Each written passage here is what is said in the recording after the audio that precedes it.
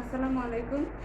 2020-21 শিক্ষাবর্ষের একাদশ শ্রেণীর ব্যবসায় শিক্ষা ও মানবিক বিভাগের শিক্ষার্থীদের মহিলা কলেজ চট্টগ্রাম আয়োজিত অনলাইন ক্লাসে স্বাগত জানাচ্ছি। আমি আয়েশা আক্তার, প্রভাষক, অর্থনীতি বিভাগ, মহিলা কলেজ চট্টগ্রাম। আমি তোমাদের অর্থনীতি প্রথম পত্রের তৃতীয় অধ্যায় নিয়ে পূর্বে 3টা ক্লাস দিয়েছিলাম। আজকে আমার ক্লাসের আলোচ্য বিষয় হচ্ছে উৎপাদন অপেক্ষক। আচ্ছা, আমাদের আগামী 7 তারিখ থেকে মাসিক পরীক্ষা 1 শুরু হতে চলেছে। তোমাদের প্রথম একাদশ শ্রেণীতে প্রথম পরীক্ষাটি বহু নির্বাচনী প্রশ্নের আলোকে হবে। যদি ক্লাসগুলো একটু ভালোভাবে অনুসরণ করো তাহলে তোমরা পরীক্ষায় ভালো করতে পারবে, প্রস্তুতিটা ভালো হবে, তোমাদের পরীক্ষার প্রস্তুতিটা ভালো হবে। আজকে যে টপিক নিয়ে আমি আলোচনা করবো এবং পূর্বের ক্লাসগুলোতে আমি যে টপিকগুলো নিয়ে আলোচনা করেছি প্রত্যেকটা দেখলে তুমি এই অধ্যায় থেকে তোমার যে এমসিকিউগুলো আসবে তা এই আলোচনার এই ক্লাসগুলোর ভিতর থেকেই করা হয়েছে, এইটুকু দেখলেই তুমি পারবে। আজকে আমরা দেখব উৎপাদন অপেক্ষক কি। উৎপাদন অপেক্ষক হলো উৎপাদন ও উপকরণের মধ্যকার কারিগরি বা প্রযুক্তিগত সম্পর্ককে উৎপাদন অপেক্ষক বলে। উৎপাদন আর উপকরণ, উৎপাদন করতে হলে আমাদের উপকরণ লাগে কয়টা? 4টা। ভূমি, শ্রম, মূলধন, সংগঠন। এই 4টা উপকরণের সাথে উৎপাদনের পরিমাণের যে সম্পর্ক, কারিগরি অথবা প্রযুক্তিগত যে সম্পর্ক, সেই সম্পর্কটাকে বলা হয় কি? উৎপাদন অপেক্ষক। সেটা যদি আমি গাণিতিকভাবে লিখি তাহলে অপেক্ষকটা দাঁড়াবে Q = function of LA L K O। আচ্ছা, এখানে Q হচ্ছে উৎপাদনের পরিমাণ। এই পরিমাণটার সাথে এই উপকরণগুলোর, এই 4টা উপকরণের যে সম্পর্ক, এই দুইজনের যে সম্পর্ক, সেই সম্পর্কটাকেই বলা হচ্ছে কি? উৎপাদন অপেক্ষক। এখানে Q হচ্ছে উৎপাদনের পরিমাণ, F হচ্ছে ফাংশন অর্থাৎ অপেক্ষকের চিহ্ন, LA হচ্ছে ল্যান্ড বা ভূমি, তারপর L হচ্ছে লেবার বা শ্রম, K হচ্ছে ক্যাপিটাল অথবা মূলধন বা পুঁজি, যাই বলি আমরা, ওটাকে আমরা কে আকারে, বিভিন্ন বইয়ে এটাকে কে আকারে দেখানো হয়। ও হচ্ছে অর্গানাইজেশন বা সংগঠন। এই যে উপকরণ, উৎপাদনের পরিমাণ, আর এরা হচ্ছে কি? উপকরণ। এরা হচ্ছে কি? উপকরণ। আমরা জানি উৎপাদনের উপকরণ কয়টি? 4টি। কি কি? ভূমি, শ্রম, মূলধন, সংগঠন। এই 4টি উপকরণের সাথে উৎপাদনের যে সম্পর্ক, এটাকে বলা হয় কি? উৎপাদন অপেক্ষক। উৎপাদনের অপেক্ষককে আমরা 2 ভাগে বিভক্ত করতে পারি। একটা হচ্ছে স্বল্পকালীন উৎপাদন অপেক্ষক, আর একটা হচ্ছে দীর্ঘকালীন উৎপাদন অপেক্ষক। এই ধারণাটা দিতে হলে তোমাকে কিছু টপিক সম্পর্কে জানতে হবে, সেটা আমরা আগে একটু দেখব। উৎপাদনের অপেক্ষক কয় প্রকার? 2 প্রকার। একটা হচ্ছে স্বল্পকালীন উৎপাদন অপেক্ষক, একটা হচ্ছে দীর্ঘকালীন উৎপাদন অপেক্ষক। আচ্ছা, এখানে আমাদের কিছু জিনিস বুঝতে হবে। একটা হচ্ছে স্বল্পকাল সময়টা। স্বল্পকাল হচ্ছে এমন একটা সময় যে সময়ে স্থির উপকরণের পাশাপাশি পরিবর্তনশীল উপকরণের অস্তিত্ব বিদ্যমান থাকে। অর্থাৎ একই সাথে 2 ধরনের উপকরণ আমরা ব্যবহার করে থাকি। কিছু উপকরণ স্থির থাকে আর কিছু উপকরণ পরিবর্তনশীল থাকে। এখানে স্থির উপকরণ আর পরিবর্তনশীল উপকরণ কি, সেই কথাটাও তোমাকে বুঝতে হবে। ওখানে আমি আসছি, তার আগে দীর্ঘকাল ব্যাপারটা বোঝায়। দীর্ঘকাল হচ্ছে এমন একটা সময় যে সময়টাতে সকল উপকরণ তুমি চাইলে পরিবর্তন করতে পারবে। অর্থাৎ স্বল্পকাল হচ্ছে অল্প কিছু সময়, যে সময়টাতে চাইলেও তুমি কিছু উপকরণ পরিবর্তন করতে পারবে না। উৎপাদন বাড়ানো কিংবা কমানো যাই হোক না কেন, ওই উপকরণটা স্থির থাকবে। অর্থাৎ যে সময়টাতে স্থির উপকরণ এবং পরিবর্তনশীল উপকরণ দুইটার অবস্থান থাকে তাকে বলা হয় স্বল্পকালীন সময়। আর দীর্ঘকালীন সময় তুমি চাইলে সকল উপকরণ পরিবর্তন করতে পারবে। এখন আসলে স্থির উপকরণ আর পরিবর্তনশীল উপকরণের মধ্যে কি বোঝানো হচ্ছে? স্থির উপকরণ মানে হচ্ছে উৎপাদনের পরিমাণ বৃদ্ধি কিংবা হ্রাস করার ক্ষেত্রে যে সকল উপকরণ বাড়ানো কিংবা কমানো সম্ভব নয়, অর্থাৎ যে সকল উপকরণ স্থির থাকে তাকে বলা হয় স্থির উপকরণ। যেমন ধরো যন্ত্রপাতি, কারখানার ভবন। যখন তুমি উৎপাদন কাজ পরিচালনা শুরু করো, স্বল্পকালীন সময়ে তোমার পক্ষে উৎপাদন বৃদ্ধি করতে চাইলেও যন্ত্রপাতি কিংবা কারখানার ভবন স্বল্পকালীন সময়ে বৃদ্ধি করা সম্ভব নয়। সেটার জন্য যথেষ্ট পরিমাণ মূলধন তোমার প্রয়োজন, যেটা স্বল্পকালে সম্ভব হয় না। সেটার জন্য কিছু সময় তোমাকে দিতে হবে। সেই জন্য এই ধরনের উপকরণগুলোকে বলা হয় কি স্থির উপকরণ, ভারী যন্ত্রপাতি, আর এটা হচ্ছে কারখানা ভবন। তারপর বিল্ডিং, কারখানা ভবন মানে বিল্ডিং বোঝানো হচ্ছে। তারপর হচ্ছে পরিবর্তনশীল উপকরণ কি? যে সকল উপকরণ উৎপাদনের হ্রাস বৃদ্ধিতে তুমি পরিবর্তন করতে পারবে তাকে বলা হয় কি পরিবর্তনশীল উপকরণ। আমরা স্বল্পকালীন সময়ে পরিবর্তনশীল উপকরণ হিসেবে কাঁচামালকে বলতে পারি।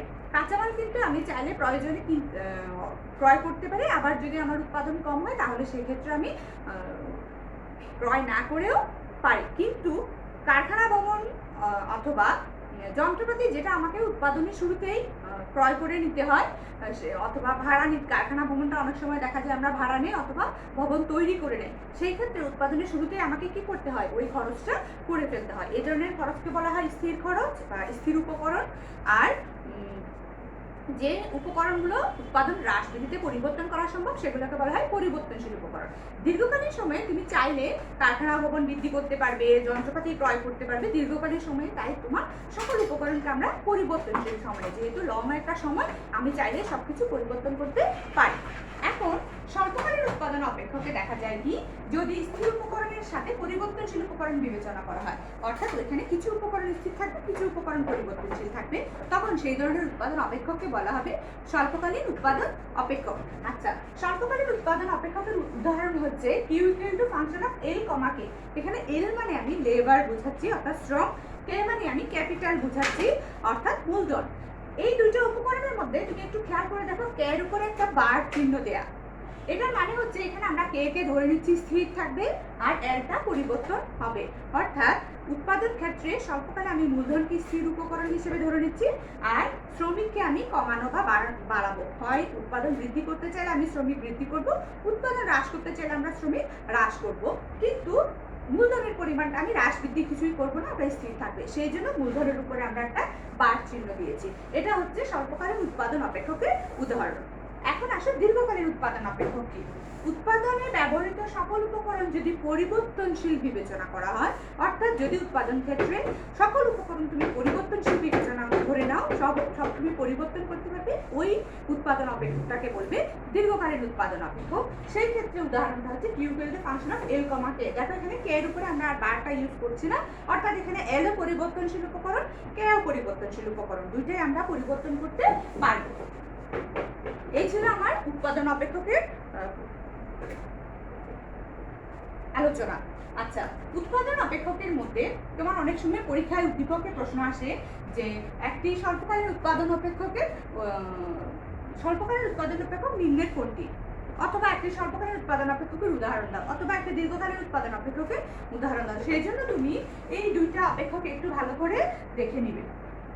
যদি স্বল্পকাল হয় তাহলে এই বারটা ব্যবহার করা হবে, যদি দীর্ঘকাল হয় তাহলে এখানে কোনো বার ব্যবহার করা হবে না, অর্থাৎ বার দেওয়াটা হবে স্বল্পকালীন উৎপাদন অপেক্ষক, বার দেওয়া ছাড়াটা হবে দীর্ঘকালীন উৎপাদন অপেক্ষক। তারপর ধরো তোমাকে আমি প্রশ্ন করতে পারি যে উৎপাদনের উপকরণের সাথে উৎপাদনের কারিগরি সম্পর্ককে কি বলা হয়? উৎপাদন, স্বল্পকালীন উৎপাদন অপেক্ষক, উৎপাদন অপেক্ষক, দীর্ঘকালীন উৎপাদন অপেক্ষক, তখন তোমাকে সেটা বলতে হবে। ঠিক আছে, এই ছিল উৎপাদন অপেক্ষক নিয়ে আলোচনা। এর পরবর্তী টপিকে আমি এখন চলে যাব, সেটা হচ্ছে উৎপাদন বিধি। এখন আসলে আমরা উৎপাদন বিধি বা ল অফ রিটার্নস নিয়ে জানবো। এখানে কিছু বিষয় তোমাকে খুব মনোযোগ দিয়ে বুঝতে হবে। এখান থেকে আমাদের দেখা যায় কি এই টপিকগুলো থেকে প্রয়োগ উচ্চতর দক্ষতার প্রশ্ন হয় বোর্ডগুলোতে, সেজন্য এটা ভালো করে আমাকে এই বেসিকটা জানতে হবে। উৎপাদন বিধি বা লস অফ রিটার্নসটা কি? যে বিধির সাহায্যে উপকরণের বৃদ্ধির তুলনায় উৎপাদনের পরিমাণের অনুপাত জানা যায়, অর্থাৎ উপকরণ তুমি যেভাবে বৃদ্ধি করছো উৎপাদনটা সে তুলনায় কি পরিমাণ বৃদ্ধি পাচ্ছে সে সম্পর্কে তুমি যে বিধির মাধ্যমে জানতে পারো সেটাকে বলা হয় কি উৎপাদন বিধি। সোজা ভাষায় বুঝো, উপকরণের বৃদ্ধির তুলনায় উৎপাদনের পরিমাণের অনুপাত জানা যায়। উপকরণ তুমি কিভাবে বৃদ্ধি করছো সে অনুযায়ী উৎপাদন কতটুকু বাড়ছে সেটা জানা যায়, যে বিধির সাহায্যে জানা যায় তাকে বলা হয় কি উৎপাদন বিধি। এই বিধিটা 3 ভাগে বিভক্ত। আচ্ছা, এই বিধিতে কিছু বিষয় এখানে ধরে নেওয়া হয়, যেমন স্বল্পকালীন সময়ে এই বিধিটা কার্যকর হয়। এখানে যে বিধিগুলোর কথা বলা হবে সেগুলোতে সবচেয়ে প্রথম যে শর্তটা সেটা হচ্ছে সময়টা হবে কি স্বল্পকালীন। স্বল্পকালীন সময়ে আমরা জানি কয় ধরনের উপকরণ থাকে, দুই ধরনের, একটা হচ্ছে কি উপকরণ, স্থির উপকরণ, দ্বিতীয়টা হচ্ছে কি পরিবর্তনীয় উপকরণ। তুমি বলতে পারো যে এগুলো স্থির সত্য।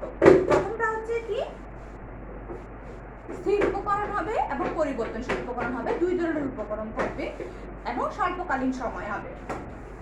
আচ্ছা, এখন দেখো আমরা যে শব্দগুলো, এগুলো কিছু শব্দ তোমাকে আমি বলছি যেগুলো তোমাকে বুঝতে হবে।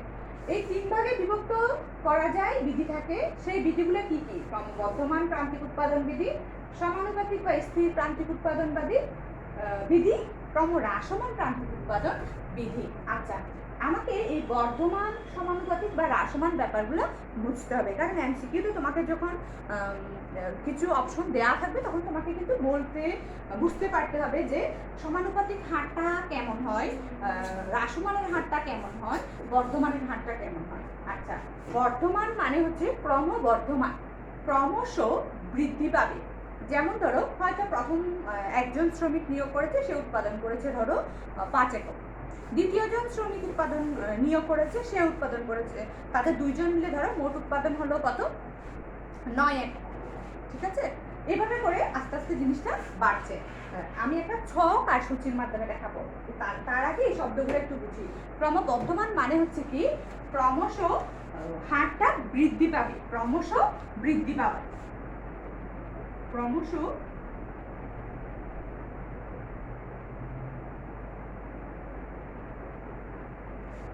বৃদ্ধির হারটা ক্রমশ বেশি হবে। ঠিক আছে, ক্রমশ বৃদ্ধি পাবে, যত বাড়বে হারটাও কি হবে? বেশি হবে। প্রথমবার যদি 3 বেশি হয়, তারপর 4 বেশি, তারপর 5 বেশি, তারপর 6 বেশি, যতবার বাড়বে বাড়ার হারটা কি হবে? বেশি বেশি হবে। আচ্ছা, তারপরে সমানুপাতিক বা স্থির মানে হচ্ছে সমান হারে বাড়বে, প্রতিবার বাড়ার হারটা একই থাকবে, বৃদ্ধির হারটা কি থাকবে? একই থাকবে। অর্থাৎ ধরো বাড়লো 10, 20, 30, 40 এরকম, তাহলে প্রতিবার বাড়ছে কত? 10 10 করে। বৃদ্ধির হারটা কিরকম হবে? একই হবে। সেটাকে আমরা কি বলবো? সমানুপাতিক। যেমন আমি বললাম 4, 8, 12, 16, তাহলে কত পাচ্ছে? 4 4 করে বৃদ্ধি পাচ্ছে। সেরকম বৃদ্ধির হারটা কিরকম হবে? সমান হবে বা একই থাকবে, সেটাকে বলা হয় কি? সমানুপাতিক বা স্থির হার। বৃদ্ধির হারটা স্থির থাকবে। হ্রাসমান মানে হচ্ছে ক্রমশ কম কম হারে বাড়বে। ঠিক আছে, ক্রমশ কম হারে বৃদ্ধি পাবে, এটা ক্রমশ বেশি হারে বৃদ্ধি পাবে, তাহলে তোমার বুঝতে সুবিধা হবে।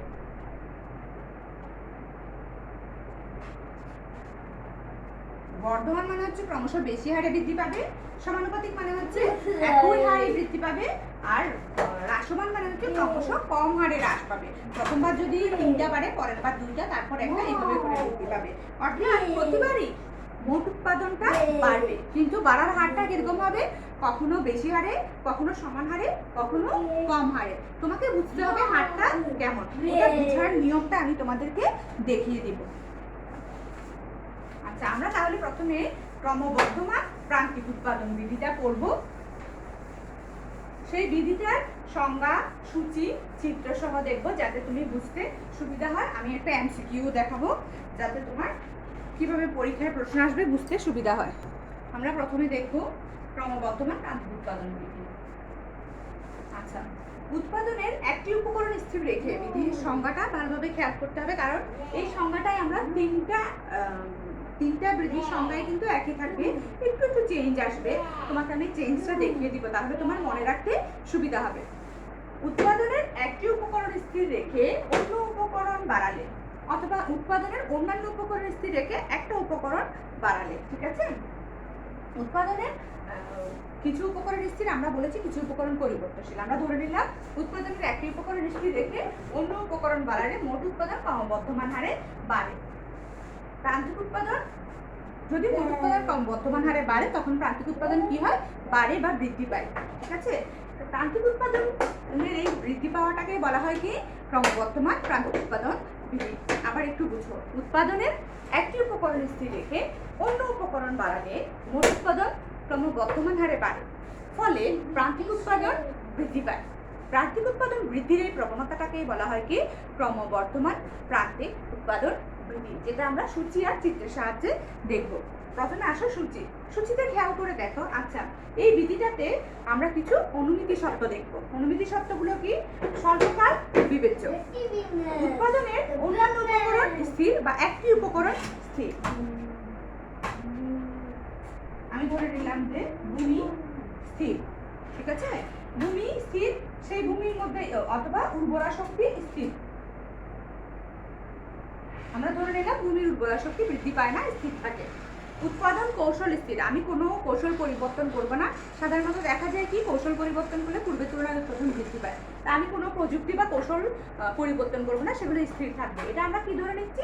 অনুমিতি ধরে নিচ্ছি। সাধারণত যে কোনো বিধিতে আমরা কিছু অনুমিতি ধরে নেই এবং সেই অনুমিতিগুলো দেখা যায় কি অনুমিতিগুলো যদি ভাঙা হয় তাহলে বিধিটা আর কার্যকর হয় না। অর্থাৎ অনুমিতিগুলো যদি আমরা না মানি, মেনে না চলি, তাহলে সেক্ষেত্রে বিধিটা আর কার্যকর হয় না।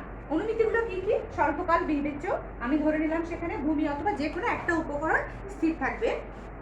ভূমি না লিখে আচ্ছা, উৎপাদনের কৌশল স্থির, তুমি একটি উপকরণ স্থিরও লিখতে পারবে, ঠিক আছে? কারণ আমরা যখন উদাহরণ দিয়েছি সেখানে একটা উপকরণ দেখিয়েছি, সেটা কিন্তু ভূমি দেখায়নি, সেটা দেখিয়েছি মূলধন। তুমি চাইলে এখানে এটা ভূমিও দেখাতে পারো। ভূমি দেখালে আমরা কি করব, জমি যেহেতু সেজন্য 1 একর 2 নির্দিষ্ট 1 একর জমি দেখাবো। আচ্ছা, আসলে আমরা এখানে ধরে নিলাম কি মূলধন স্থির। যেহেতু আমরা মূলধন স্থির দেখিয়েছি তাই আমরা এখানে লিখে দিব যে একটি উপকরণ স্থির, তাহলে হয়ে যাচ্ছে। তাহলে আমার অনুমিতি শব্দগুলো কি দাঁড়াচ্ছে?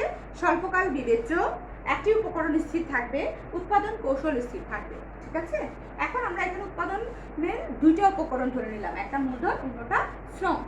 এখন মূলধন আমি ধরে নিলাম স্থির থাকবে। প্রতিবার ধরো 5টা যন্ত্র আছে, যে উৎপাদন কারখানায় নিয়ে আমরা আলোচনা করবো এখন, সেইখানে ধরো 5টা যন্ত্র আছে। তার মানে প্রতিবারই ওই যন্ত্রটা 5টাই থাকবে, চেঞ্জ হবে না। অথবা মূলধন এখানে যেহেতু একক বলেছে, তার মানে কোনো মূলধন সামগ্রী, সেই ক্ষেত্রে আমি যন্ত্রপাতি বলতে পারি। 5টা যন্ত্রপাতি দিয়ে আমি উৎপাদন কাজ পরিচালনা করছি। প্রতিবারই যন্ত্রপাতির পরিমাণটা কত থাকছে? 5 থাকছে, স্থির। তারপর আসলে শ্রমের বেলায় দেখো, শ্রমটা আমি পরিবর্তন করছি। উৎপাদনের একটি উপকরণ স্থির রেখে অন্য উপকরণ পরিবর্তন করলে, ঠিক আছে? একটি উপকরণ স্থির রেখে অন্য উপকরণ পরিবর্তন করলে, অন্য উপকরণ এক, প্রথমে ছিল 1, তারপর হয়েছে 2, তারপর হয়েছে 3, প্রতিবার আমরা 1 এক করে বৃদ্ধি করছি, তারপর হয়েছে 4। এই যে উপকরণটা বাড়ছে, ফলে উৎপাদনে একটা প্রভাব পড়বে না? উপকরণ বৃদ্ধির ফলে উৎপাদনটা কিভাবে বাড়ছে সেই পড়াটা যে বিধিতে বলা হয় সেটাকে বলা হয় কি? উৎপাদন বিধি। এখানে আমরা কোনটা বলছি? ক্রমবর্ধমান প্রান্তিক উৎপাদন বৃদ্ধি। আমরা এখানে দেখব যে শ্রম নিয়োগ বৃদ্ধির ফলে উৎপাদনটা কি হারে বাড়ছে। সেটা যদি বেশি বেশি হারে বাড়ে তাহলে সেটা হবে ক্রমবর্ধমান প্রান্তিক উৎপাদন বিধি। সেটা যদি সমান হারে বাড়ে তাহলে সেটা হবে কি? সমানুপাতিক বা স্থির প্রান্তিক উৎপাদন বিধি। সেটা যদি কম কম হারে বাড়ে তাহলে সেটা হবে কি? ক্রমহ্রাসমান প্রান্তিক উৎপাদন বিধি। আচ্ছা, এখন দেখো আমরা দেখছি উৎপাদনটা বাড়ছে কত? প্রথমে 3 ছিল, তারপর 7 হয়েছে, তারপর 13 হয়েছে, তারপর 22 হয়েছে। হারটা কত কেমনে বুঝবো? আমরা যখন প্রান্তিক উৎপাদনটা বের করব তাহলে প্রতিজন শ্রমিক কত আসলে উৎপাদন করছে তার হারটা কত সেটা আমরা বুঝতে পারবো।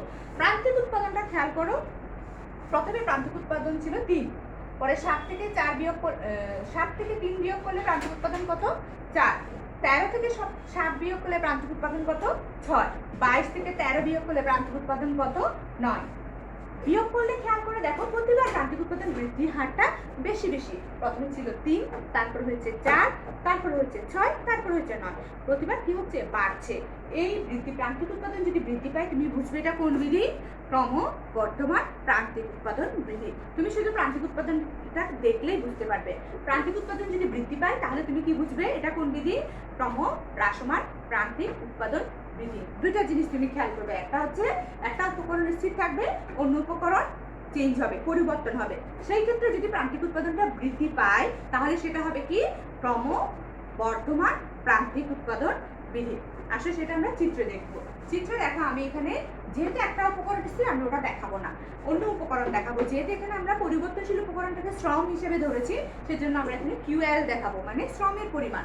তারপর আসো, যেহেতু আমরা উৎপাদনের পরিমাণটা বৃদ্ধি দেখাবো, এখানে চিত্র আঁকবো। যেহেতু আমরা ক্রমবর্ধমান প্রান্তিক উৎপাদন বিধি নিয়ে আলোচনা করছি তাই আমরা প্রান্তিক রেখাটা আঁকবো, ঠিক আছে? প্রান্তিক উৎপাদন রেখাটা আঁকবো, এখানে টিপি রেখাটা অঙ্কন করার প্রয়োজন নেই। আচ্ছা, আমরা প্রান্তিক উৎপাদন রেখার মানগুলো কত? 3, 4, 6, 9। আচ্ছা, মানগুলো কিন্তু ইকুয়াল না, হ্যাঁ? সেজন্য আমরা কি করব? 2, 4, 6, 8, 10, 12 এরকম মান নিয়ে নিব। 2 আর 4 মাঝখানে 3 আছে না? আবার দেখো 8 আর 10 মাঝখানে 9 আছে। এদিকে আমরা শ্রমের পরিমাণ কত? 1, 2, 3, 4 সেটা নিয়ে নেব। এখন আমরা চিত্রটা আঁকবো। শ্রম যখন 1 তখন প্রান্তিক উৎপাদন কত? 3। শ্রম যখন 2 তখন প্রান্তিক উৎপাদন কত? 4। শ্রম যখন 3 তখন প্রান্তিক উৎপাদন কত? 6। তারপর শ্রম যখন 4 তখন প্রান্তিক উৎপাদন কত? 9। এই বিন্দুগুলো যোগ করে যে রেখাটা পাবো সেটা হচ্ছে কি প্রান্তিক উৎপাদন রেখা। এখানে লক্ষণীয় যে শ্রম নিয়োগের পরিমাণ যে হারে বাড়ছে উৎপাদন তার চাইতে বেশি হারে বাড়ছে, সেজন্য এটাকে বলা হবে কি ক্রমবর্ধমান প্রান্তিক উৎপাদন বিধি। এখানে লক্ষণীয় যে শ্রম নিয়োগের পরিমাণ বৃদ্ধির ফলে উপকরণের পরিবর্তনের ফলে মোট উৎপাদন ক্রমবর্ধমান হারে বাড়ে, ফলে প্রান্তিক উৎপাদন বৃদ্ধি পায়। তাই এটা কি নির্দেশ করছে? ক্রমবর্ধমান প্রান্তিক উৎপাদন বিধি। তোমার প্রশ্ন আসতে পারে যে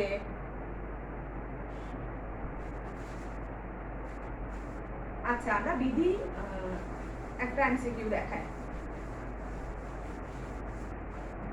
আমি এই হারটা দিলাম,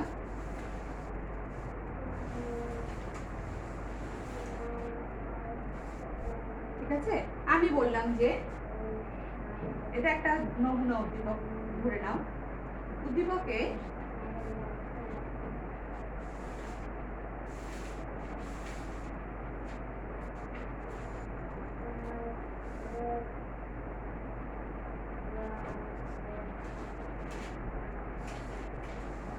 আমরা বললাম উদ্দীপকে প্রান্তিক উৎপাদন বৃদ্ধির হার কেমন।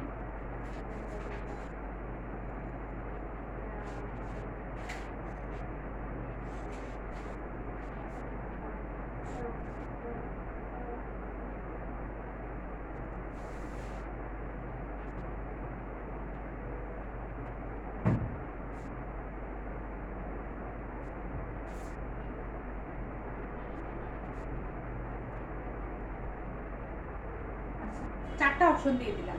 এখন তোমাকে বলতে হবে যে বৃদ্ধির হারটা কেমন। আমি তোমাকে তখনই বলেছিলাম যে প্রথম দিকে আমাকে বুঝতে হবে হারগুলো মানে কি। 3 ধরনের হার আছে, হ্যাঁ, একটা হচ্ছে বর্ধমান, একটা হচ্ছে হ্রাসমান, একটা হচ্ছে স্থির বা সমানুপাতিক। যদি প্রান্তিক উৎপাদন বাড়ে, এখানে যেমন প্রান্তিক উৎপাদন কেমন ছিল, তখন তুমি এখানে যেহেতু দেয়া নাই তোমাকে কি করতে হবে? প্রান্তিক উৎপাদনটা বের করে নিতে হবে। প্রান্তিক উৎপাদন কিভাবে তুমি নির্ণয় করবে? 3 দেয়া আছে কিভাবে, তারপর 7 থেকে 3 বিয়োগ করলে 4, 13 থেকে 7 বিয়োগ করলে 6, 22 থেকে 13 বিয়োগ করলে 9। যদি এটা বৃদ্ধি পায়, যদি এটা বাড়ে, তাহলে আমার বুঝতে হবে কি এটা ক্রমবর্ধমান। এটা কেমন? ক্রমবর্ধমান। এই যে দেখো বাড়ার হারটা প্রথমে 3 ছিল, তারপর 4।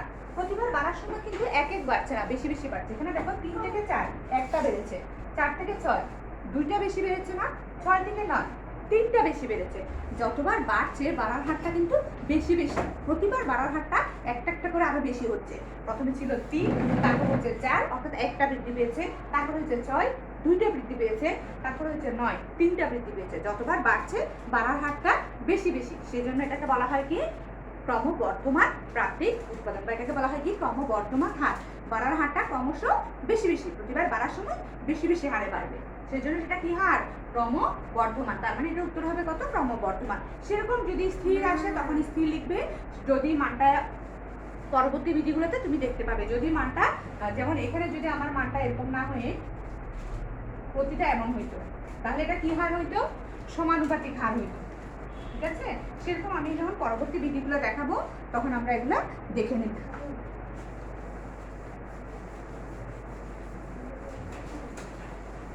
আচ্ছা, এখন আমরা দেখব স্থির বা সমানুপাতিক প্রান্তিক উৎপাদন বিধি। কি দেখব?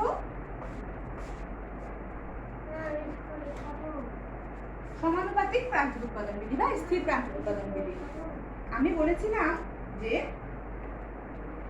একটু খেয়াল করতে, যে সংজ্ঞাটা আমরা একই রেখে একটু অল্প চেঞ্জ করব যাতে তোমার মনে থাকে। একই সংজ্ঞাটা যখন তুমি করবে বারবার, তাহলে তোমার রিসাইকেল করতে হবে না, মনে থাকবে।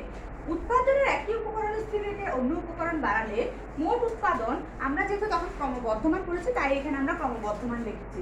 এই জায়গাটা এখন আমি চেঞ্জ করে লিখব মোট উৎপাদন স্থির হারে বাড়লে প্রান্তিক উৎপাদন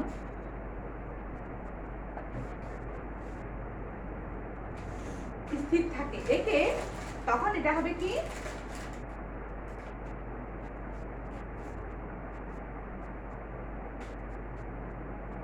সমানুপাতিক প্রান্তিক উৎপাদন বৃদ্ধি। এখন আমরা বিধিটার সূচি আর চিত্র দেখাবো।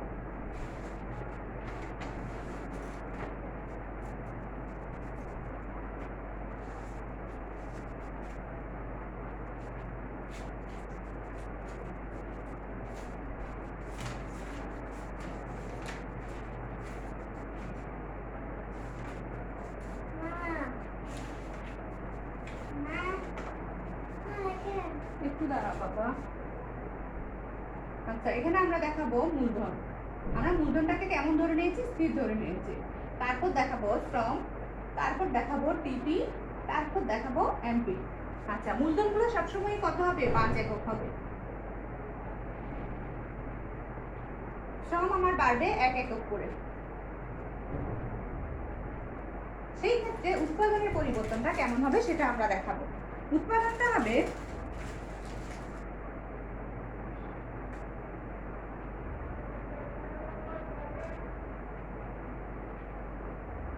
দেখো, প্রান্তিকটা যদি আমি বের করি মানটা কেমন হবে দেখো, 5 একক, 10 থেকে 5 গেলে আবার 5 একক, 15 থেকে 10 গেলে 5 একক, 20 থেকে 15 গেলে 5 একক। প্রতিবার এই বিয়োগফলটা 5 আসে, অর্থাৎ প্রতিবার আমার উৎপাদনটা একটা নির্দিষ্ট হারে বাড়ছে। যখন উৎপাদনের একই উপকরণ স্থির রেখে অন্য উপকরণ বাড়ালে মোট উৎপাদন স্থির হারে বাড়ে, একটা নির্দিষ্ট হারে বাড়ে। যেমন এখানে প্রতিবার 5 করে বাড়ছে। স্থির হারে বাড়লে প্রান্তিক উৎপাদন কি হয়? স্থির থাকে। যেমন এখানে দেখো প্রান্তিক উৎপাদনটা স্থির হয়ে পড়ছে, মোট উৎপাদনটা প্রতিবারই 5 বাড়ছে, ফলে প্রান্তিক উৎপাদনটা 5 স্থির থাকছে। সেই জন্য এই ধরনের যখন প্রান্তিক উৎপাদন স্থির থাকে তাকে বলা হয় কি? সমানুপাতিক প্রান্তিক উৎপাদন বিধি। সেই ক্ষেত্রে চিত্রটা কেমন হয়? এখানে আমরা কিউএল দেখাবো, আর এখানে কি দেখাবো? প্রান্তিক উৎপাদন দেখাবো। আমরা দেখো শ্রমের পরিমাণ 1, 2, 3, 4। দেখো প্রতিবার প্রান্তিক উৎপাদনের পরিমাণটা 5, তো আমরা জাস্ট 5 নিয়ে, 1 তখনও 5, 2 তখনও 5, 3 তখনও 5, 4 তখনও 5। প্রান্তিক উৎপাদন প্রতিবারই কত? 5। ঠিক আছে, তখন এই বিন্দুগুলো যোগ করে যে রেখা পাওয়া যায় সেটা হয়ে যায় কি? প্রান্তিক উৎপাদন রেখা। এখানে লক্ষণীয় যে শ্রম নিয়োগের পরিমাণ একটি উপকরণ স্থির রেখে অন্য উপকরণের পরিমাণ পরিবর্তনের ফলে মোট উৎপাদন স্থির হারে বাড়ে, ফলে প্রান্তিক উৎপাদন স্থির থাকে। প্রান্তিক উৎপাদন স্থির থাকে বলে এই রেখাটা কিরকম? ভূমিয়কের সমান্তরাল। তাই এটাকে কি বলে? স্থির বা সমানুপাতিক প্রান্তিক উৎপাদন বিধি। এখানেও তোমার প্রশ্ন আসতে পারে যে যদি উদ্দীপকে প্রান্তিক উৎপাদন বৃদ্ধির হার কি প্রকৃতি, কেমন হবে? সমানুপাতিক। কেমনে বুঝবে তুমি? এই যে তারপর আরেকটা প্রশ্ন হতে পারে যে তৃতীয় এককের বেলায় প্রান্তিক উৎপাদন কত? ধরো এটা দিল না, তোমাকে বললো যে তৃতীয় একক শ্রম নিয়োগের ক্ষেত্রে প্রান্তিক উৎপাদনের পরিমাণ কত। আমরা কেমনে বুঝবো? আমরা জানি যে এখানে সূত্র প্রয়োগ করে বের করতে হয়। যেহেতু এদিকের মানগুলো সমান থাকে তাই আমরা জাস্ট মোটটাকে বিয়োগ করে বের করে নিতে পারি। যেমন 15 থেকে 10 গেলে কত হয়? 5 একক হয়, তাহলে এখানে মানটা কত হবে? 5 একক হবে। এখানে আরেকটা বিধি আছে হ্রাসমান নিয়ে। এটা আমরা এই বিধিটা থেকে অনেকগুলো উদ্দীপক আসে, সেই জন্য ওই বিধিটা আমরা পরবর্তী ক্লাসে পড়বো। ওই বিধি থেকে কোনো প্রশ্ন থাকবে না, তোমরা আমি যতটুকু তোমাকে ক্লাসে পড়িয়েছি ঠিক ওইটুকু পরিমাণ পড়বে, এর থেকে এই পরীক্ষায় থাকবে। সমানুপাতিক বিধি পর্যন্ত পড়বে। তাহলে আমরা কি কি পড়েছি সেটা একটু জেনে নেই। প্রথমে আমরা পড়েছিলাম উৎপাদনের সংজ্ঞা। উৎপাদনের উপকরণ কয়টি ও কি কি? উৎপাদনের উপকরণ হচ্ছে 4টি: ভূমি, শ্রম, মূলধন, সংগঠন। তারপরে আমরা পড়েছিলাম